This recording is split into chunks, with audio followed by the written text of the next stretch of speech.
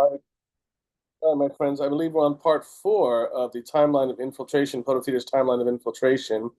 So we started in ancient Egypt, ancient India, ancient Rome, ancient China. We saw that with India, Rome, and China in ancient times, there were already spies. And in the case of China and Rome, there were dedicated intelligence services. As I shared with you, there is a theory which I find very viable, just my own thing. I'm not an expert on religious history, but that the Apostle Paul was a Roman agent sent to infiltrate dissident groups in Judea, the Roman province. And there's a good argument that they make that he was treated as what we would call like an op, a narc, a confidential informant. Anyways, then we went into the modern era, and we saw that in the 1790s, there began the monitoring by this magistrate, was it Wickham, I believe, of people coming and going from France and the Girondists and the factions in the French Revolution. So from that, the British government or the English government, whatever, they infiltrated the French government, the French Revolution, to undermine the French Revolution. Now that is the birthplace of conservatism. Reflections on the Revolution in France, Edmund Burke is the founding text of all conservatives, right? 1790s. And the idea was that basically when they killed the king and queen or whatever in France, Edmund Burke was like, oh, because that means they could do that to the royalty of England.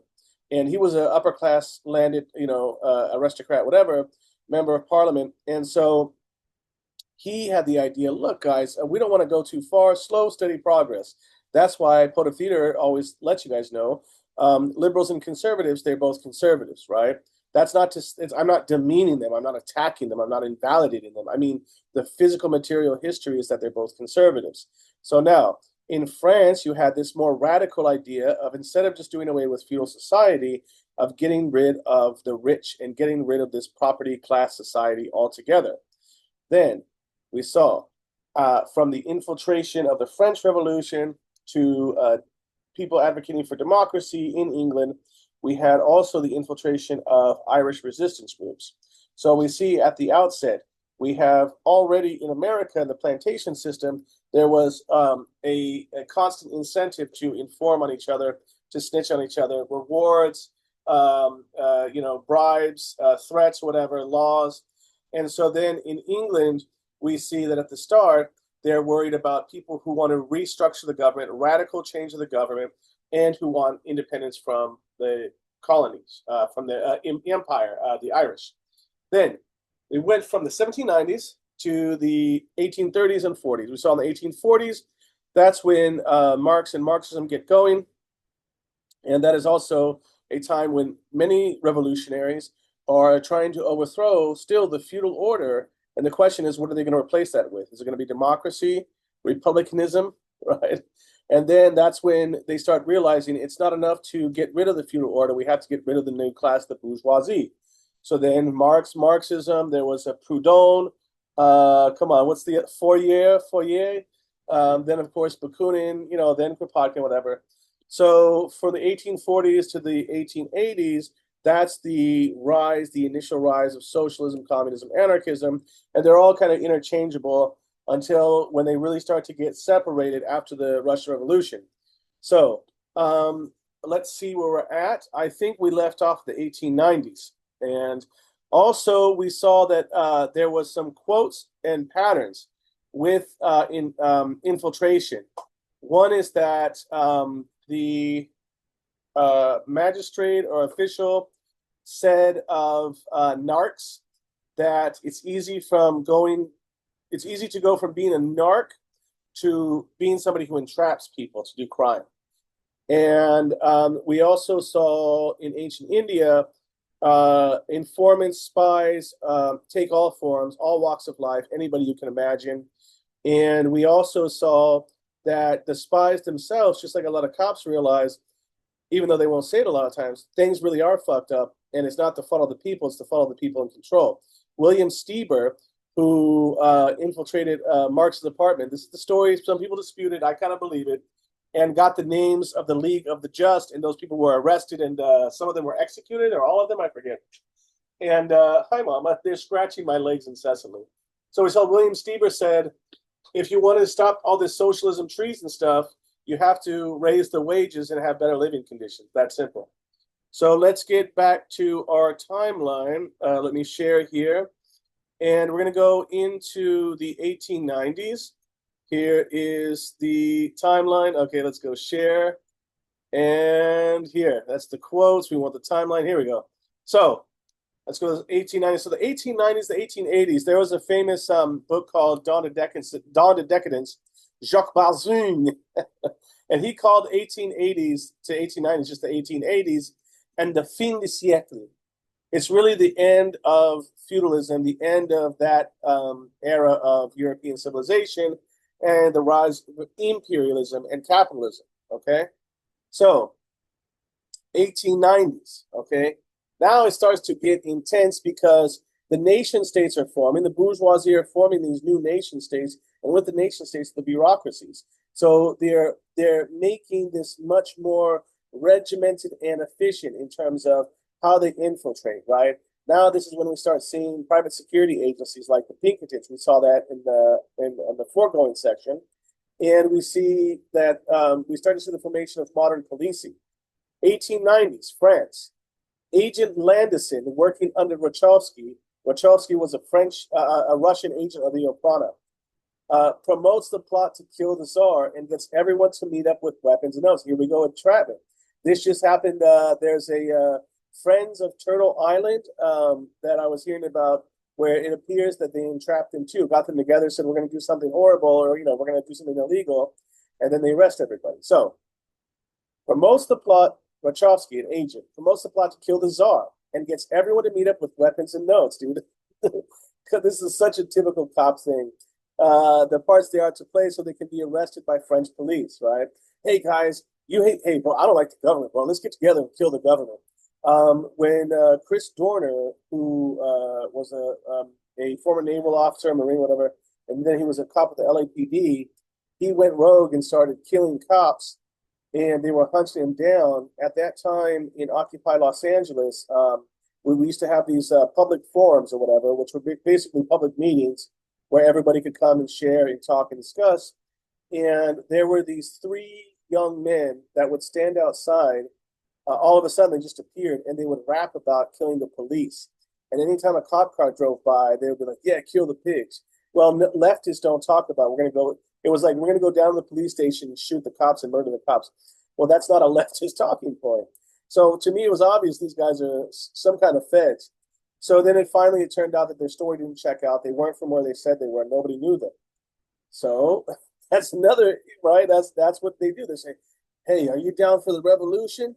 Here's a gun. Go shoot somebody, and then we'll be free. And then as soon as you take the gun, they're like, welcome. 1882. So 1890. So they have this plot to kill the Tsar. 1892. Now we're Scotland Yard. Okay. William Melville, the Scotland Yard, famous policing agency in Britain. He instigates the Walsall plot, again, instigating criminal activity by revolutionaries so they can arrest them. This was focused on breaking up anarchists. An anarchist from Walsall is arrested and accused of bomb making. Joe Deacon was taken into custody and charged with bomb making. Police files revealed that it was instigated by the police through the agent vacateur Auguste Collot. See? You'll find this is very common too. And at this time, anarchists throughout this era are associated with violence. We're going to see in 1901, an anarchist or somebody who was affiliated with anarchists assassinates McKinley, shoots him, and cites the imperialism of the United States and capitalism, all this stuff.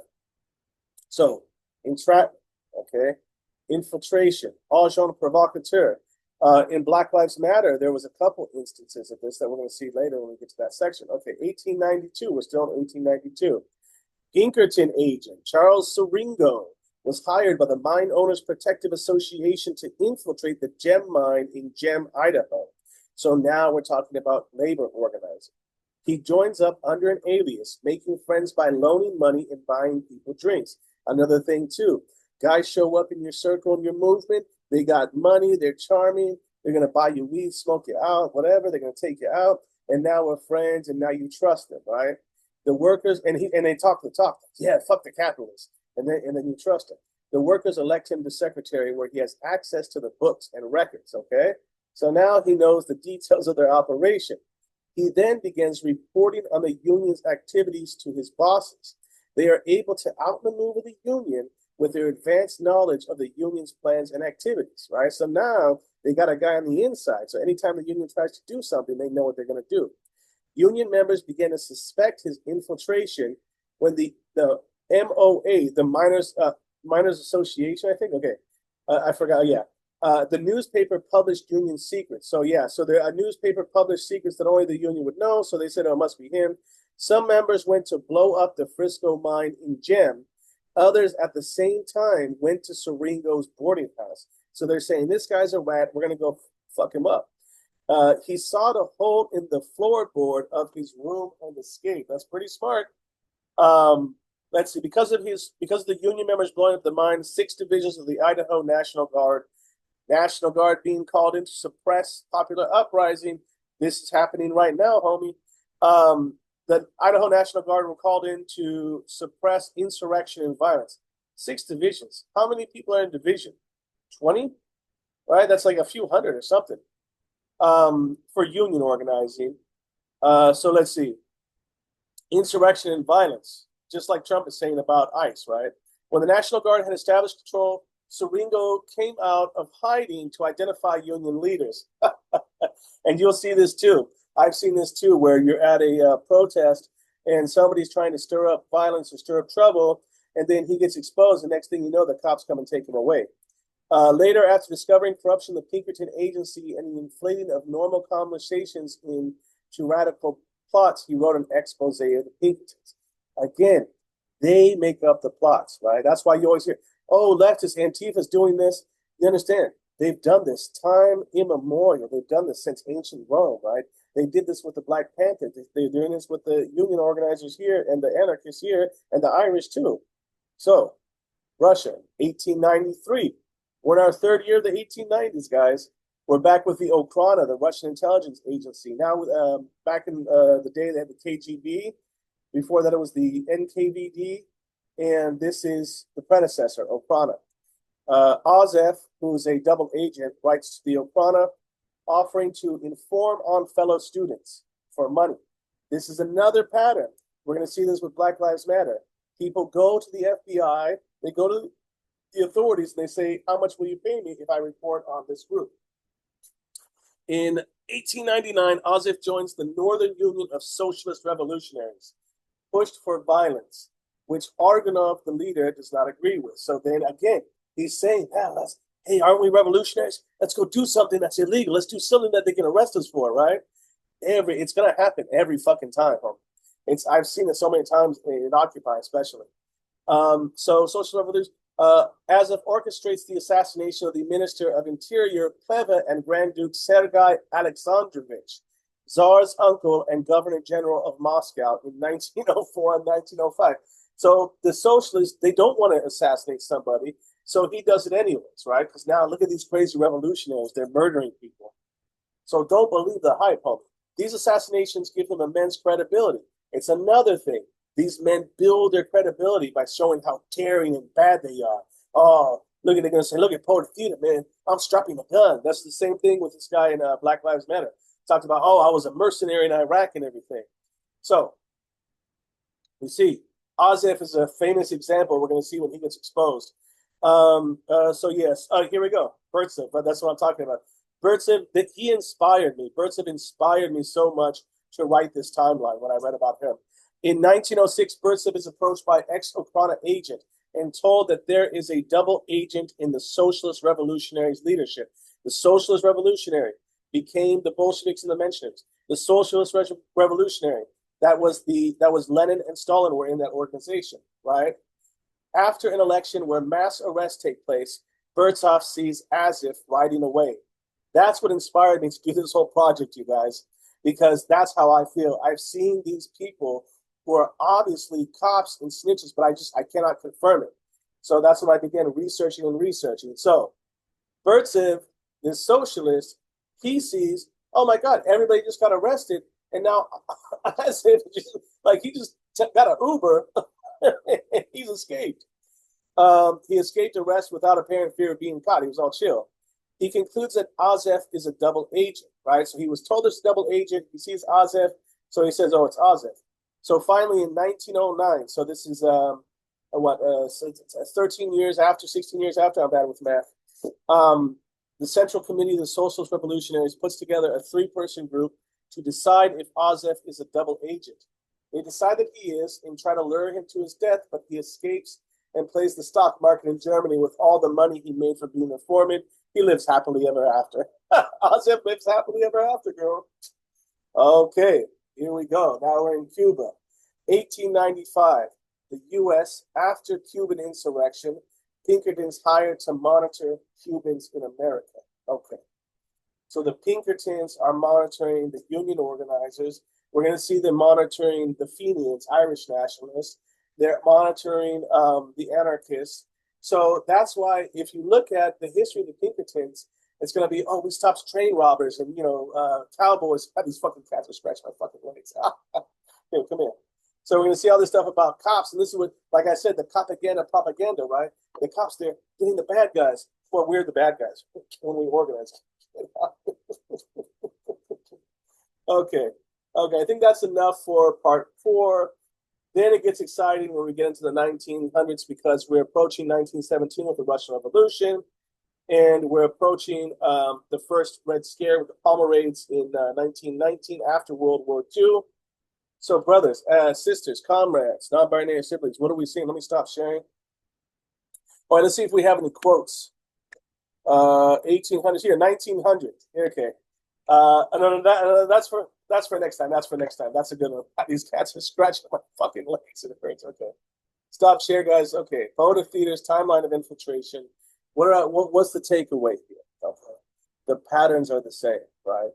The propaganda gives us this idea, oh my, the FBI. And it's all fucking, they're taking their claws on my goddamn legs. Fuck off. The propaganda is like the FBI, bro. And hey, it's a real life FBI expert. What really goes on in the FBI? And he's a CIA. Wow. And there's this clamor. There's a mythology. Oh, it's a knight of Eld. Wow, it's Merlin and Arthur, right?